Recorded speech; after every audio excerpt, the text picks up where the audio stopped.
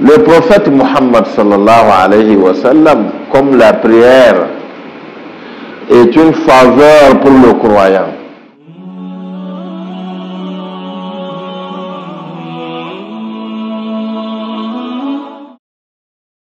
أعوذ بالله السميع العليم من الشيطان الرجيم. بسم الله الرحمن الرحيم. الحمد لله رب العالمين. أصلي وأسلم صلاة وتسليما يليقان بمقام سيد الأنبياء وإمام المرسلين. أشهد أن لا إله إلا الله ولي الصالحين، وأشهد أن سيدنا وحبيبنا وعظيمنا وشفيعنا محمد رسول الله صلوات ربي وسلامه عليه وعلى آله وعلى أصحابه أجمعين وعلى كل من اتبعه بإحسان إلى يوم الدين.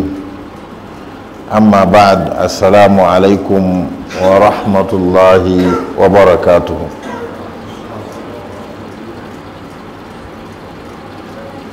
Alhamdulillah, nous commençons par témoigner notre reconnaissance envers Allah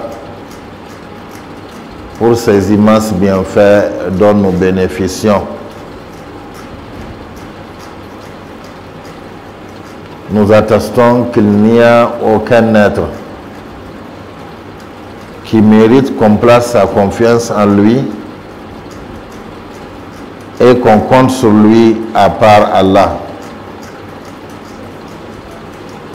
Nous attestons que notre guide, notre maître et notre avocat, le prophète Muhammad sallallahu alayhi wa sallam, est le dernier des messagers ainsi que le dernier des prophètes. Allah l'a envoyé comme miséricorde à toutes les créatures. Wa ma arsalnaka illa rahmatan lil alamin. Que la paix d'Allah, sa miséricorde et ses bénédictions soient encore plus et encore plus sur lui,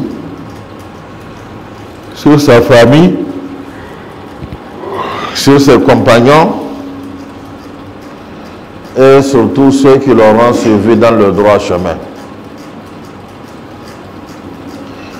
Après ceci, nous vous saluons par la salutation qu'Allah a choisi pour nous dès ce bas monde et qui est la salutation réservée aux gens du paradis. Assalamu alaikum wa rahmatullahi wa barakatuh.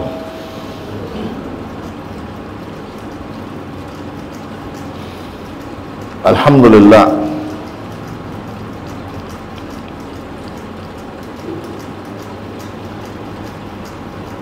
le croyant qui sait pourquoi il est dans ce bas monde-là, à savoir la mission pour laquelle Allah l'a créé.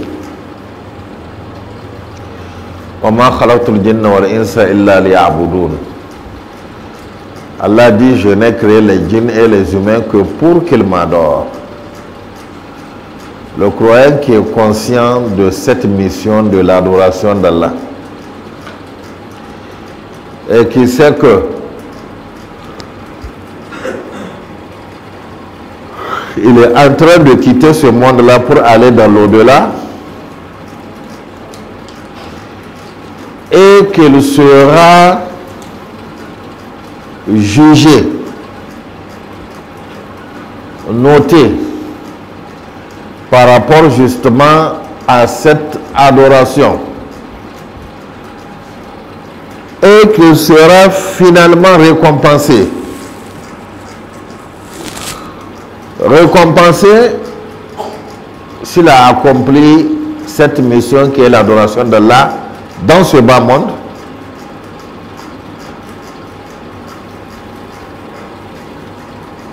Et sanctionné s'il a failli à cette mission qui est l'adoration d'Allah dans ce bas monde.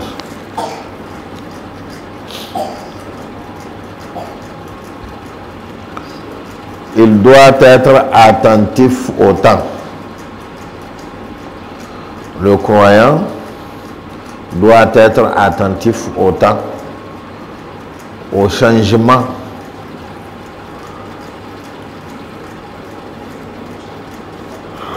Au changement saisonnier. Chaque saison qui arrive, elle a ses caractéristiques qui lui sont propres à elle. Et ces caractéristiques peuvent avoir un impact sur l'adoration du croyant. C'est pourquoi le croyant doit analyser chaque saison qui arrive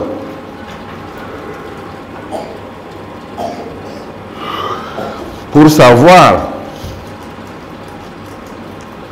comment profiter de ce qui est profitable dans cette saison et comment contourner ce qui est gênant ou ce qui rend difficile l'adoration dans cette saison. Nous sommes maintenant pendant la saison du froid.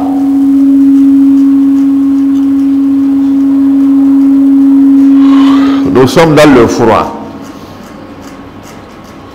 Cette saison froide, elle a des caractéristiques. Et ces caractéristiques, si nous les analysons, nous allons voir que il y a des éléments qui nous sont profitables, qui nous sont favorables et dont nous devons profiter. Et qu'il y a des éléments pour lesquels nous devons prendre des dispositions pour bien adorer notre Seigneur. La saison froide qui s'est installée ou qui est en train de s'installer dans notre pays, c'est une saison au cours de laquelle les journées, leur durée est courte. Donc les journées sont plus courtes et les nuits, leur durée est plus prolongée. Les nuits sont plus longues, les journées plus courtes.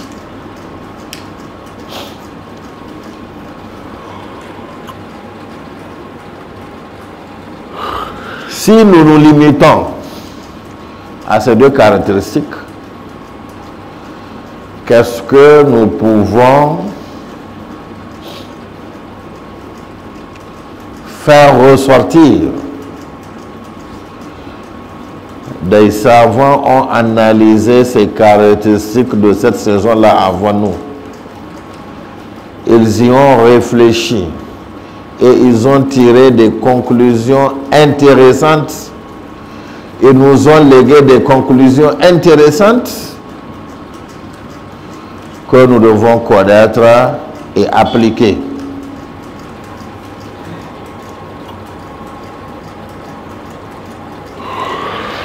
Le caractère court de la journée.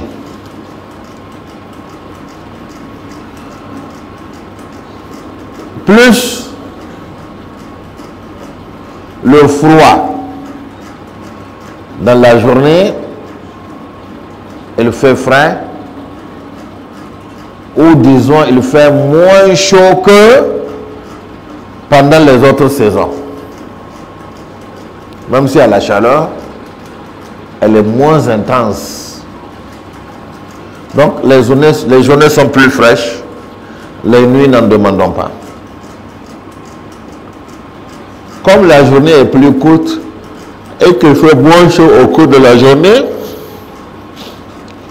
nous pouvons jeûner pendant ces journées de cette saison-là. Il est plus aisé, plus facile, plus simple de jeûner pendant les journées. Parce qu'il fait moins chaud, nous savons que c'est la chaleur qui rend difficile le jeûne. Et la journée est moins longue et plus courte. On ne supportera pas beaucoup de peine. Oui. Est-ce que c'est un esprit islamique que de vouloir profiter des journées courtes et moins chaudes pour jeûner? Oui, c'est islamique. Nous ne devons pas penser que c'est ce qui est difficile ou qui est pénible qui est islamique. Non. Allah, dans sa miséricorde, nous veut la facilité dans les pratiques religieuses. C'est pour ça qu'il nous a créés, mais il nous veut de la facilité dans ce travail-là. Comme Allah est miséricordieux envers nous. Yuridu Allahu bikumul yusra wala yuridu bikumul usra. Allah dit il vous veut la facilité, il ne vous veut pas ce qui est difficile. Il vous veut la facilité. Il ne vous veut pas ce qui est difficile. Oui, oui. Donc s'il y a ce qui est facile, il y a des facilités, il faut en profiter. C'est ça l'esprit islamique. Et c'est ça l'attitude d'Allah vis-à-vis de ses créatures. Yuridu Allahu an yukhaffifa ankum wa khuliqa al-insanu da'ifa. Allah dit il veut vous alléger la chose dans sa législation. Il veut vous alléger. At-takhfif yukhaffifa ankum. Qu'il vous rende les choses légères. Pourquoi il dit? Il dit wa khuliqa al-insanu da'ifa. L'homme a été créé faible. L'homme a été créé faible. Son créateur, Allah, dit qu'il a été créé faible. Et comme il est faible, il tient compte de sa faiblesse dans ses prescriptions. Et il lui allège les choses. Il ne lui veut pas ce qui est difficile. Il lui veut ce qui est facile. C'est pourquoi le jeûne obligatoire du mois de Ramadan, quand on voyage, un voyage qui atteint une certaine distance, comme le voyage lui aussi il est pénible, hein? Il y a des difficultés qui sont liées au voyage. Allah nous dit, comme il nous veut la facilité, nous pouvons interrompre le jeûne pour aller à notre voyage et revenir. Et après, nous allons rembourser le jeûne. Parce qu'il veut nous alléger les choses. Il pouvait dire non, si vous voulez ne voyagez pas pendant le mois de Ramadan, moi je vous ai créé pour ça. Et si vous voyagez, ça fait votre affaire, mon jeûne, il faut le faire. Non, il n'a pas agi de cette manière. Il n'a pas agi de cette manière, il n'a pas cette attitude envers les êtres humains. Lorsqu'on est malade, il dit arrêtez le jeûne, soignez-vous et remboursez après. Il peut dire non, c'est le mois de Ramadan, c'est un mois seul, je veux que vous jeûniez, quelles que soient les conditions. Qu'est-ce que nous allons lui faire? Rien. Mais comme il est compassionnant, comme il est miséricordieux, comme il est bienveillant envers nous, il nous allège les choses. Donc, le fait d'alléger les choses ou de chercher la simplicité, c'est l'esprit islamique même. C'est l'esprit de l'islam. Le prophète Muhammad sallallahu alayhi wa sallam, lorsque il est parti en haut des 7 cieux, Allah l'a appelé en haut des 7 cieux. Il est parti. Allah lui a donné les prières. Initialement, Allah lui a prescrit 50 prières par jour. Combien de prières par jour? 50. Chaque jour. Donc, nous aurions passé tout notre temps à prier. 50 prières. Le prophète Muhammad sallallahu alayhi wa sallam, comme la prière est une faveur pour le croyant, c'est une ouverture pour le croyant, pour se rapprocher d'Allah et se connecter à Allah. Il a regardé les avantages de cette prière et il a dit Alhamdulillah, il a pris. En revenant, en descendant des cieux, arrivé au 4e ciel, il a rencontré le prophète Moussa alayhi salatu wassalam, ou à l'un des cieux, il a rencontré Moussa alayhi salatu wassalam, qui est un messager qui a vécu avant lui. Il lui a demandé qu'est-ce que ton Seigneur t'a donné. Il dit Alhamdulillah, il m'a donné la prière. 50 prières par jour. Le prophète Moussa alayhi salatu wassalam, c'est un messager d'Allah et il a eu l'expérience de vivre avec des êtres humains à qui il a été envoyé. Il a dit c'est une bonne chose, mais moi par mon expérience je sais que ça sera difficile pour ta communauté. Ah, difficile. Le prophète sallallahu alayhi wa sallam ne veut pas de difficulté pour sa communauté. Il a dit, je te conseille de retourner pour demander à Allah de diminuer. Le prophète n'a pas hésité. Il est remonté à Allah, ma communauté est faible. Allah a dit, j'ai diminué 5. Le prophète a dit, d'accord, donc ça reste 45 jours, 45 par jour. Il est revenu, Moussa alayhi salatu wassalam lui a dit, même ça c'est trop. Il est retourné, Allah a diminué 5. Il est revenu, Moussa a dit 40 c'est trop. Ainsi de suite, il a fait des va-et-vient jusqu'à ce que le nombre soit réduit à 5 prières par jour. Et même les 5 prières par jour, Moussa alayhi salatu wassalam lui a dit, même ça là, il faut aller demander. Il a dit non. J'ai fait beaucoup d'allers-retours, j'ai demandé beaucoup de faveurs. Alhamdulillah, je me limite à ça. Allah lui a dit, ta communauté va faire 5 prières par jour, mais on va lui écrire par faveur les récompenses de 50 prières. Chaque prière, sa récompense sera multipliée par 10. Allah nous veut la facilité. Il nous veut la simplicité. Le prophète sallallahu alayhi wa sallam et les messagers d'Allah nous veulent aussi la facilité. Parce que eux tous, leur objectif, c'est de sauver le maximum de gens du feu de l'enfer. Du feu de l'enfer. Ça, c'est l'esprit musulman. Ça, c'est l'esprit islamique.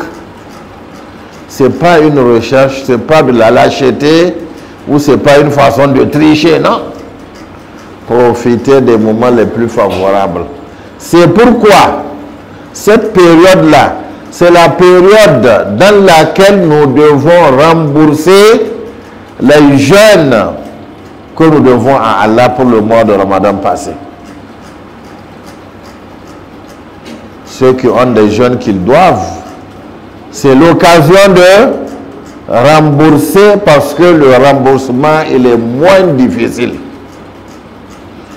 Il est plus simple dans cette période-là. Il est plus simple. Conseillons aussi à nos sœurs de profiter de cette période-là pour rembourser leurs jeûnes. Au lieu que nous attendions la veille du mois de Ramadan pour dire que nous allons tout faire, nous allons lutter pour pouvoir rembourser les jeûnes que nous devons, faisons-les dans ce moment-là où c'est moins pénible de le faire. Déchargeons-nous de cette obligation. Et en plus de rembourser les jeûnes que nous devons nous initier aux jeûnes surérogatoires. Si nous n'en sommes pas habitués, ou si nous nous sommes séparés de cette habitude, comme cette période est venue où le jeûne est plus simple, profitons pour renouer avec les jeûnes surérogatoires de lundi et jeudi, ou bien des journées des 3 nuits blanches de chaque mois lunaire. La journée de la 13e nuit, la journée de la 14e nuit et la journée de la 15e nuit de chaque mois lunaire, 3 jours par mois. Ou bien lundi et jeudi. C'est la sunna du prophète Muhammad sallallahu alayhi wa sallam. Alors,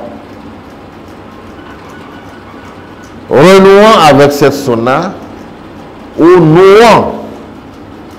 nouons avec cette sunna, c'est-à-dire accrochons-nous, intégrons cette sunna dans notre vie, parmi nos habitudes. Pourquoi? Ce n'est pas obligatoire, mais ça a des grands avantages. Le prophète Muhammad sallallahu alayhi wa sallam a dit que celui qui jeûne une seule journée pour Allah, même si c'est une journée courte, il l'a jeûné par Allah, non? Pour Allah, non? Allah l'éloignera par ce jeûne d'une seule journée d'une distance qu'on ne peut parcourir qu'en 70 années de l'enfer. Il sera loin de l'enfer d'une distance de 70 ans de marche pour une seule journée de jeûne. Et ça, ce n'est pas la récompense du jeûne. Ce n'est pas la récompense. C'est tout juste un avantage qui est lié au jeûne. La récompense du jeûne, c'est Allah seul qui la connaît et c'est lui seul qui récompense le jeûneur. Imaginez si chaque semaine, nous nous éloignons d'une distance de 140 années. Parce que 2 fois 70, 140 années de feu de l'enfer. Donc nous avons un programme hebdomadaire de fuir l'enfer, de nous éloigner de l'enfer, de fuite vers le paradis. Ça, c'est un des avantages du jeûne. Mais en plus, de cet avantage et d'autres avantages aussi, comme le fait qu'une fois que vous jeûnez, toute la journée, vous avez ouvert les portes de l'acceptation des invocations. Parce que le prophète Muhammad sallallahu alayhi wa sallam, qui ne parle jamais sous l'effet de la passion, nous dit que le jeûneur, dès qu'il commence à jeûner jusqu'à ce qu'il rompe son moment de jeûne, s'il invoque Allah, l'invocation elle est exaucée. Nous qui avons des besoins, nous qui avons des problèmes, nous qui avons des projets que nous voulons qu'Allah réalise, et nous savons que seul Allah peut réaliser les projets et seul Allah peut résoudre les problèmes. Et seul Allah peut changer nos situations difficiles. Alors, ouvrons les portes de l'acceptation des invocations par le jeûne pendant cette période où c'est plus facile de le faire. Comme ça, profitons pour invoquer Allah. Particulièrement au moment de la rupture, là aussi, le prophète sallallahu alayhi wa sallam a dit que c'est une invocation qui ne sera jamais rejetée. Elle ne sera jamais rejetée, c'est garanti. Donc profitons de ces moments-là. En plus de tous ces avantages spirituels, pour nous, le jeûne a des avantages sur notre corps. Le jeûne a des avantages sur notre santé. Il favorise la santé. Les scientifiques ont découvert que le jeûne est un médicament, est une cure qui soigne, mais aussi le jeûne est une prévention contre beaucoup de maladies. Cette découverte des scientifiques rejoint la parole du prophète Muhammad sallallahu alayhi wa sallam, qu'il a dite il y a plus de 1400 ans: Soumu tasahhu, jeûnez, vous serez soignés. Jeûnez, vous serez soignés. Le jeûne est une cure.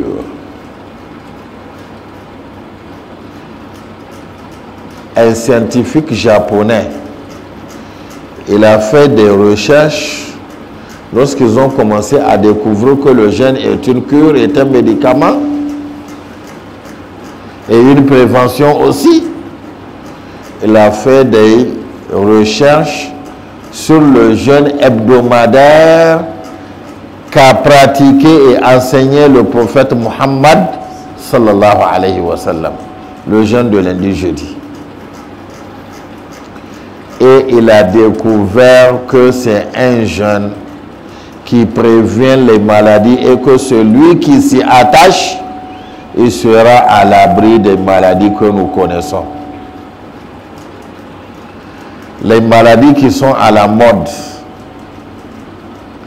hypertension artérielle, diabète, AVC, hein? Quoi encore? Problème de nerfs, hein? Ulcère. Toutes ces maladies-là, lorsque nous jeûnons, le jeûne de lundi, jeudi, il prévient cela. Et si nous y sommes atteints, il guérit, il soigne. Et si nous n'en sommes pas atteints, il prévient. Il prévient aussi du cancer. Le jeûne, il prévient du cancer. Il prévient le cancer. Il protège contre la démence, la folie, le fait de perdre le raison. Comment le jeune arrive à cela? Ils ont découvert que nos 30 000 milliards de cellules qui sont dans notre corps là, le corps humain, ces 30 000 milliards de cellules se détériorent, s'usent et se régénèrent. Elles se régénèrent, elles s'usent et elles se régénèrent. Elles se détériorent et elles se reconstituent. Comment?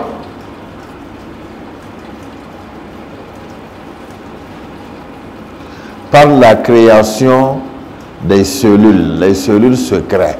Ou les cellules qui sont détériorées et qui ont des parties usées, le corps les écrase et il crée d'autres cellules à la place. Et quand est-ce qu'on est atteint du cancer? C'est quand le corps n'arrive plus à le faire. Quand les circonstances de la vie, l'alimentation et beaucoup d'autres choses font en sorte que le corps n'arrive plus à régénérer les cellules. Et il garde les cellules-là détériorées, les cellules-là malades. C'est pourquoi là-bas, vous avez des laboratoires qui créent, qui sont en train de voir, qui créent des cellules, ce qu'ils appellent des cellules souches, qu'on incorpore dans le corps, qu'on met dans le corps pour régénérer les cellules. Mais les scientifiques ont découvert que la meilleure manière de régénérer les cellules qui sont usées, qui sont vieillies, qui sont malades, c'est par le jeûne. C'est lorsqu'on s'abstient de manger pendant un certain moment que le corps fait ce travail-là. Une fois qu'on s'abstient de manger pendant un certain moment, on jeûne, alors le corps fait ce travail d'autophagie. Il détruit, c'est comme s'il mange les cellules qui sont mauvaises, détériorées. Et il les remplace, il ressuscite d'autres, il crée d'autres cellules pour les remplacer. Notre corps que nous voyons, c'est l'usine la plus complexe qu'on puisse trouver dans ce bas monde-là. Ah oui. Si on voit ce qui se passe dans le corps, subhanallah, ça suffit pour connaître la grandeur d'Allah. Et c'est pourquoi le jeûne prévient le cancer, parce que les cellules usées, les cellules malades, les cellules touchées sont automatiquement détruites et remplacées. Il prévient la démence, la folie, parce que les neurones, qui sont les cellules nerveuses aussi, celles qui sont touchées sont automatiquement remplacées. Vous avez des hôpitaux en Allemagne, aux États-Unis et dans d'autres, beaucoup de pays européens qui utilisent le jeûne pour soigner ces folies, pour soigner le cancer, pour soigner l'hypertension. Ils incluent le jeûne dans leur cure. Et vous avez dans ces pays des gens qui se sont spécialisés, qui ont pris le titre de coach en jeûne. Ils vont vous coacher pour que vous jeûniez et que vous profitiez des bienfaits du jeûne. Alors que nous avons été déjà coachés depuis il y a plus de 1400 ans par notre messager, le prophète Muhammad sallallahu alayhi wa sallam. Wa ma arsalnaka illa rahmatan lil alamin. Nous t'avons envoyé qu'en guise de miséricorde pour toutes les créatures. Il nous a déjà coaché concernant ce jeûne-là. Il nous a dit comment jeûner, quand commencer, comment interrompre, quand interrompre, avec quoi il faut interrompre de préférence pour avoir les avantages du jeûne. Ah ouais. Des gens sont en train de profiter de l'héritage laissé par le prophète Muhammad sallallahu alayhi wa sallam, et nous sommes là en train de dormir. Et comme nous avons tourné dos à cet héritage, nous rencontrons des problèmes et des difficultés que nous aurions évité en mettant en application l'héritage du prophète Muhammad sallallahu alayhi wa sallam.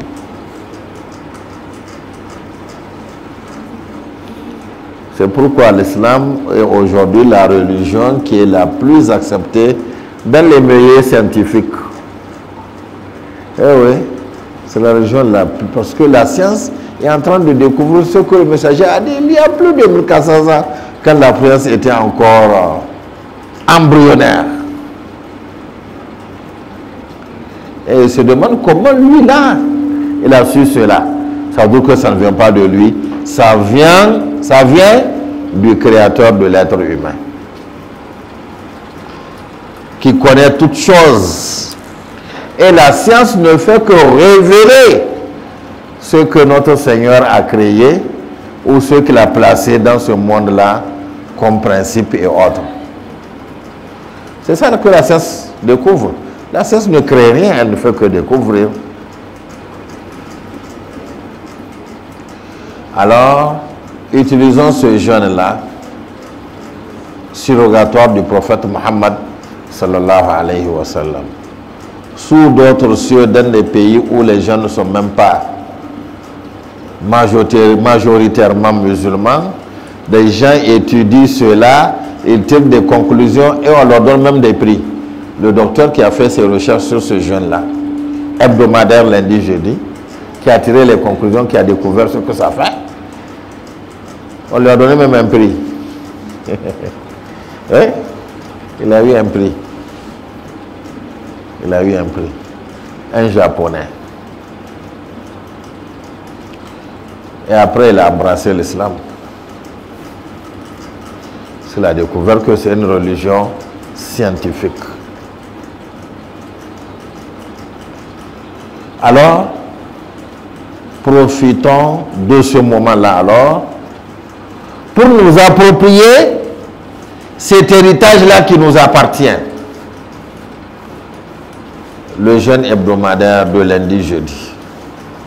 Si nous nous adonnons à cela, et que ça devient une habitude pour nous pendant cette période-là, même lorsque cette période va passer, vous allez voir, c'est plus simple pour nous de continuer ce jeûne-là, et une fois que ça devient une habitude pour notre vie, nous aurions économisé beaucoup de soins médicaux.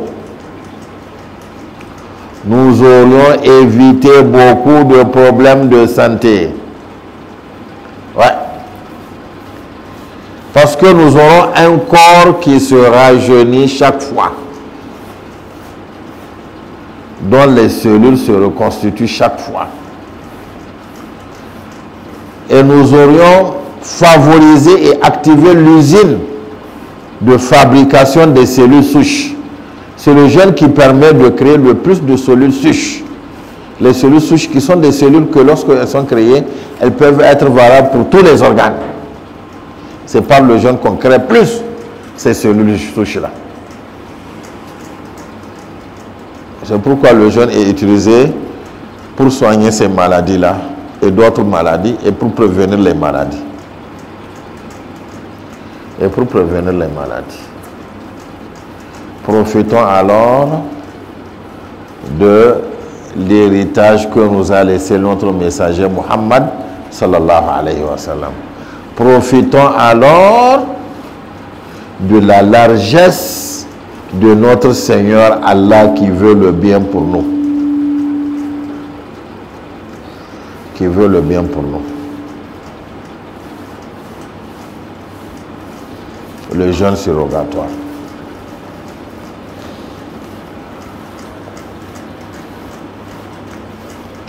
Les journées sont plus courtes. Les nuits sont plus longues. Alors, quant à la nuit, qu'est-ce qu'il faut faire? Comme la nuit est longue, si on dort tôt, on va se réveiller dans les profondeurs de la nuit et on n'aura plus envie de dormir. Ça arrive, non? Alors, qu'est-ce qu'on fait? Alors, on passe une partie de la nuit à regarder la télévision, à regarder les films, à faire des jeux, hein? À surfer sur TikTok, Facebook et autres, pour passer une bonne partie de la nuit. Comme ça, quand on va dormir, on va se réveiller qu'au petit matin. Est-ce là une solution pour un croyant? Non. Il y a mieux que ça pour le croyant. Profitons pour dormir tôt, pour pouvoir nous réveiller vers la fin de la nuit, notamment dans le dernier tiers de la nuit. Le dernier tiers de la nuit. Pourquoi?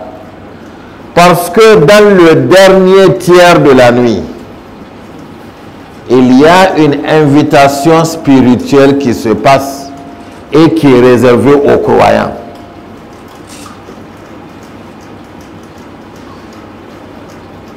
Il y a une réunion qui se passe dans le dernier tiers de la nuit. Et c'est une réunion qui concerne les croyants. Et c'est une réunion avec qui? Avec Allah. Avec Allah. Et quand on parle de réunion avec Allah, c'est que c'est un moment où Allah donne. Nous demandons, il donne. Nous attendons, il donne. Ce n'est pas une réunion d'échange. Qu'est-ce que nous pouvons donner à Allah? Rien. Rien.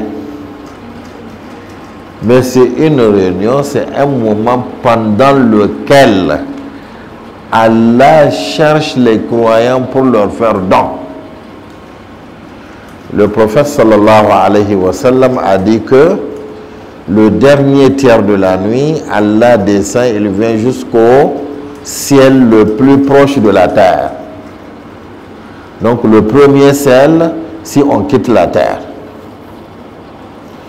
Comment il descend, comment il s'y installe, c'est lui seul qui sait.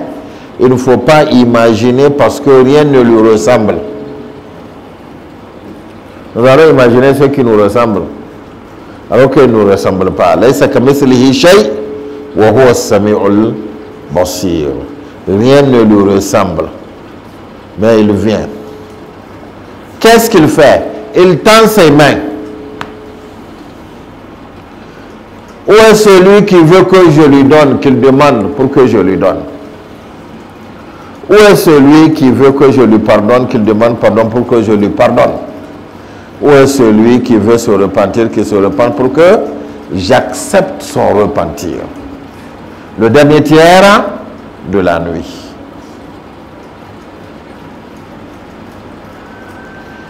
C'est pourquoi le prophète sallallahu alayhi wa sallam a dit: si tu peux faire tout pour faire partie des gens qui invoquent Allah en ce moment-là, il faut le faire. Parce que c'est le moment où Allah est le plus proche de ses créatures. Il se rapproche le plus de ses créatures pour leur faire largesse, pour leur donner. Si tu te réveilles, tu invoques Allah pendant ce moment, sois sûr que ton invocation est exaucée. Sois sûr que ton invocation est validée. Sois sûr que ton invocation est acceptée. Invocation validée. Oui. Pardon accordé. Repentir accepté. Ceux qui répondent à l'appel d'Allah dans le dernier tiers de la nuit.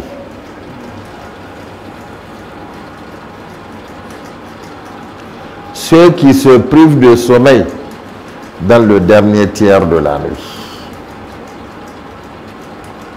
C'est pourquoi nous devons dormir tôt et nous réveiller dans ce dernier tiers de la nuit qui est situé, son début est sur les 3h30 et ça va jusqu'à l'aube, jusqu'au Fajr, jusqu'à la sortie de l'aube.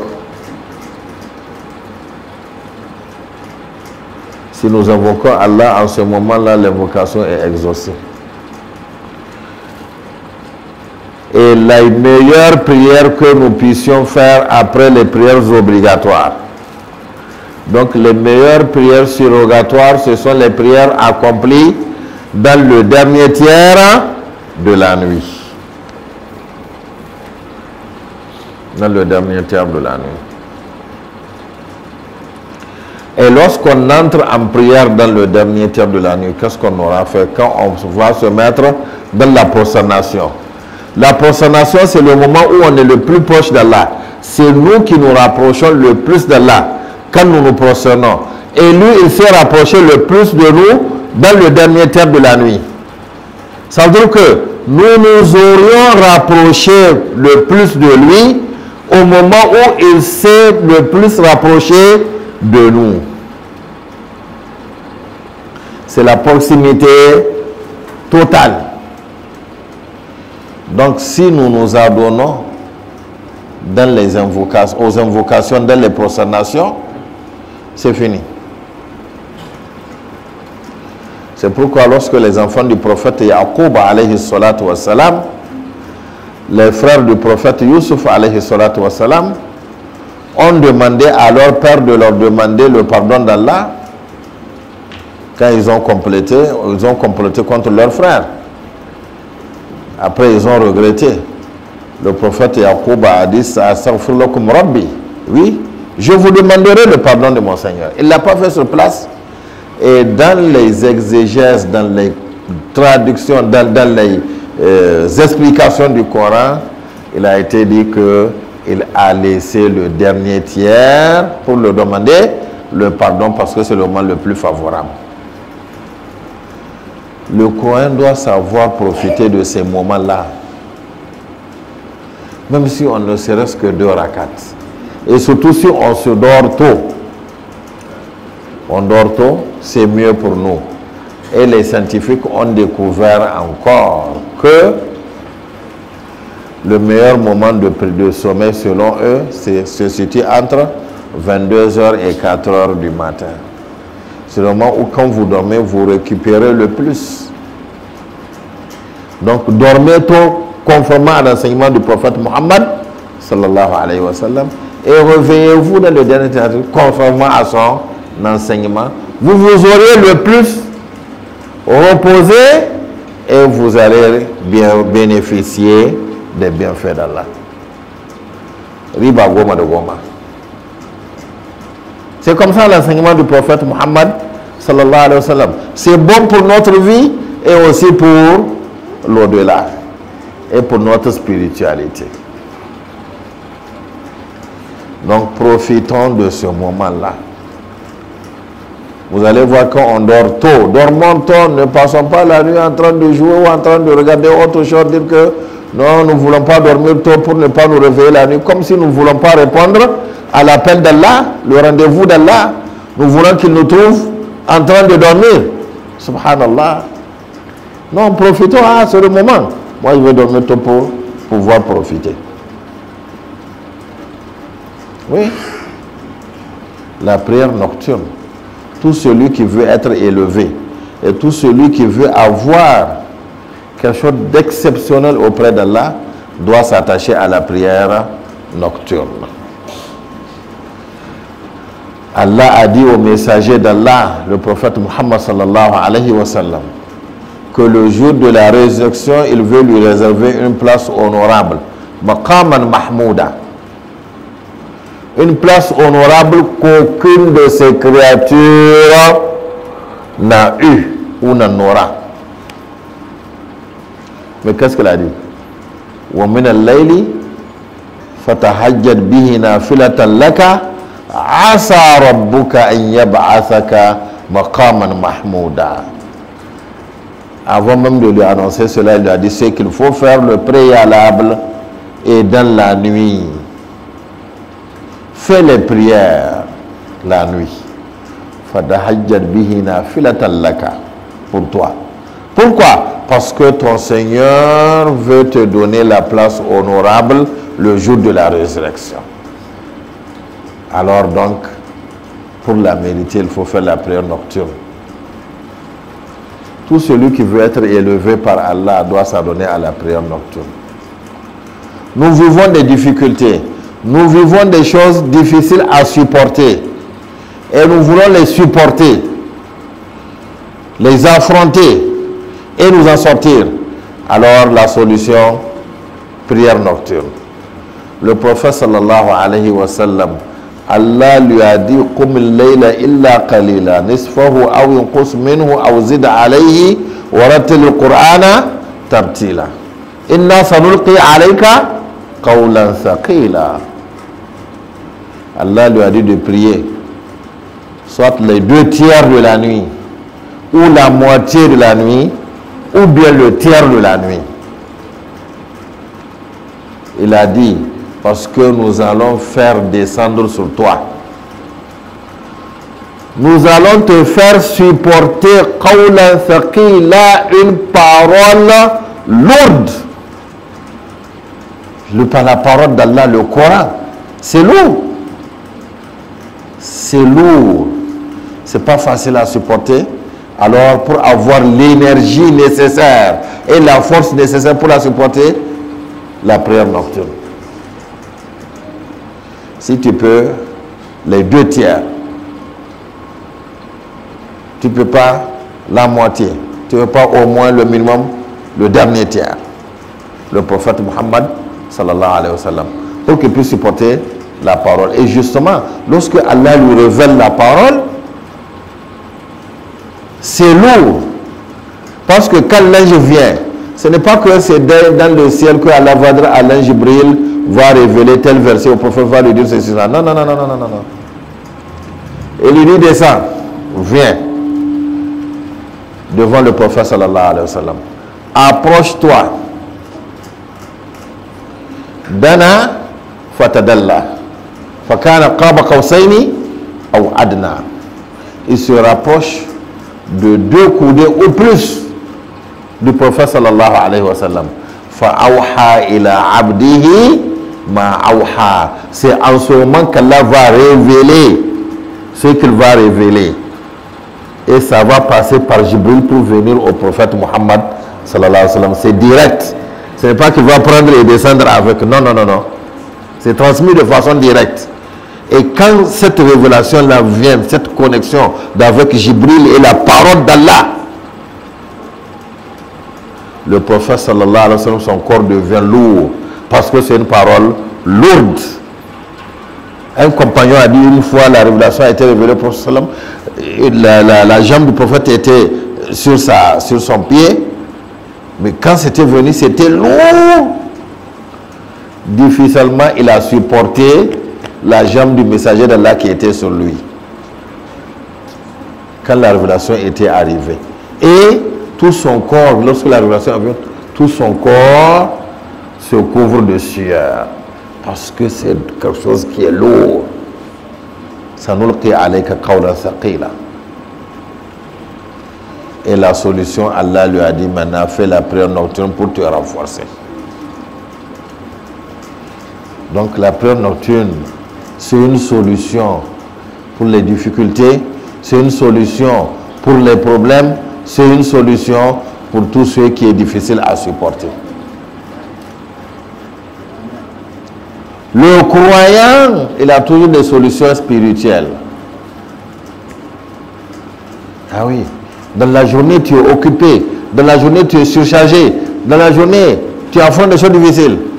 Ne te dis pas que bon, donc la nuit, là, tu dois bien te reposer. Charge-toi d'énergie. dans le dernier tiers de la nuit, par la prière nocturne. C'est ça l'islam. Regardez, lorsque Fatima radiallahu anha est venue voir le prophète sallallahu alayhi wa sallam, parce qu'elle est surchargée de travaux, les enfants sont là, elle fait tout d'elle-même.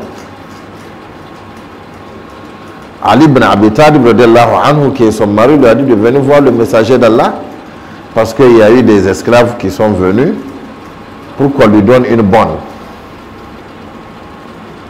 Quand on part à une guerre contre les mécréants, donc les autres, on les prend comme esclaves pour venir qu'ils vivent avec les musulmans, pour qu'ils voient c'est quoi l'islam.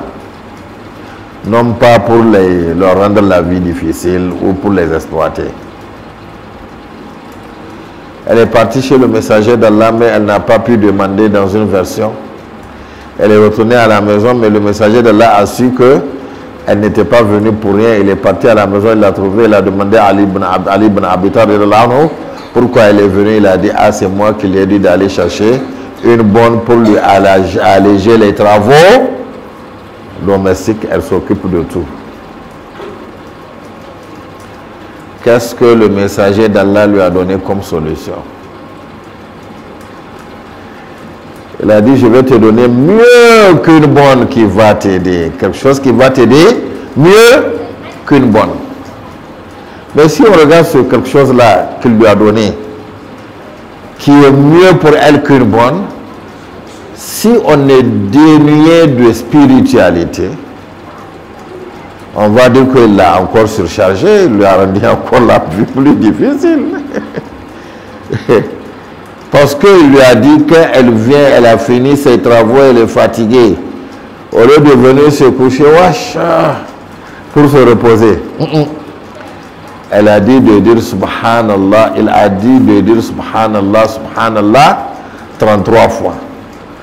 Alhamdulillah, alhamdulillah 33 fois. Allahu Akbar 34 fois. 34 fois.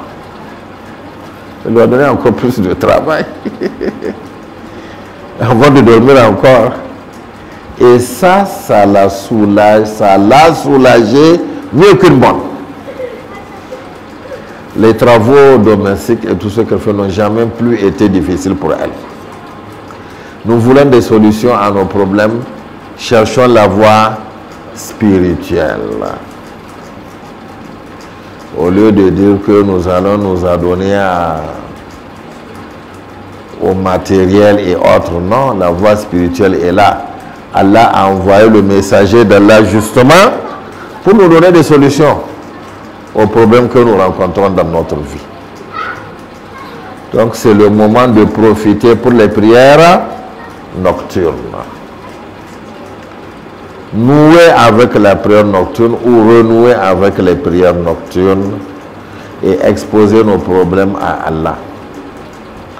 Le prophète a dit, Sharful mu'min, c'est ça qui fait la grandeur du croyant. C'est ça qui fait la majesté du croyant, la prière nocturne. Qu'Allah nous aide à profiter de ces moments-là et à mettre ces enseignements en pratique et qu'Allah nous allège les choses, qu'Allah nous guide davantage. ربنا لا تؤاخذنا إن نسينا أو أخطأنا ربنا ولا تحمل علينا إصرا كما حملت على الذين من قبلنا ربنا ولا تحملنا ما لا طاقة لنا به واعف عنا واغفر لنا وارحمنا أنت مولانا فانصرنا على القوم الكافرين اللهم ارحمنا وارحم أمتنا رحمة عامة اللهم ارحمنا وارحم أمتنا رحمة عامة اللهم ارحمنا وارحم أمتنا رحمة عامة سبحان ربنا رب العزة عما يصفون والصلاة والسلام على المرسلين والحمد لله رب العالمين. Al Shooting, vivez nos productions autrement.